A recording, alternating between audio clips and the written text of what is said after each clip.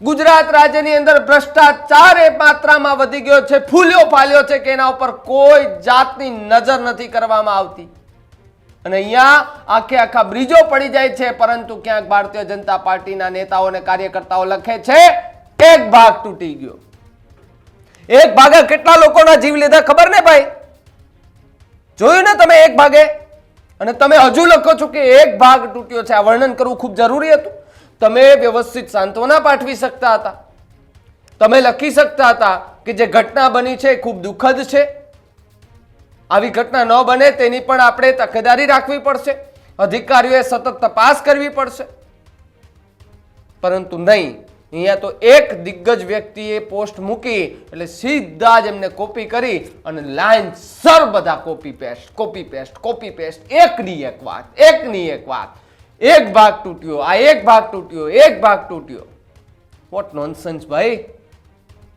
આવી સ્થિતિમાં તમને કોપી પેસ્ટ સૂજે છે? તમે તમારે હાથે નથી લખતા, તમે હાથે નથી લખી શકતા, એક સાંત્વના નથી પાઠવી શકતા, એક હિંમત નથી આપી શકતા. તમે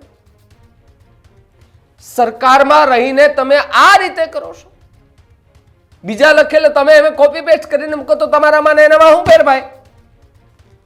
મહત્વનો મુદ્દો, હું એવું નથી કહેતો કે માત્ર કાર્યકર્તા સાહેબ, સાંસદ આવી ગયા, એ ભારતીય જનતા પાર્ટી, એ મેયરો આવી ગયા, એ ધારાસભ્યો આવી ગયા, મોટામાં મોટા એમના જે પણ કઈ ને કઈની અંડરમાં આવતા હોય ભારતીય જનતા પાર્ટીને, બધા લોકોના મેં ટ્વીટ જોયા, બધામાં એક જ વાત ને એક જ સરખી લાઈન. અહીંયા શું કઈ પરીક્ષા ચાલતી હતી ભાઈ? પેપર ચાલતું હતું કે કોપી પેસ્ટ કરો? સૌથી મહત્વપૂર્ણ મુદ્દો કે જ્યાં લોકો હજુ ફસાયા છે, રેસ્ક્યુ કામ ચાલી રહ્યું છે, તમે એને લઈને પણ સાંત્વના પાઠવી શકતા હતા, હિંમત આપી શકતા હતા. પણ હવે થશે શું? કોઈ પણ ચમરબંધીને છોડવામાં નહીં આવે. અરે સાહેબ, ચમરબંધીને પકડો ને પછી તમે છોડતા નહીં.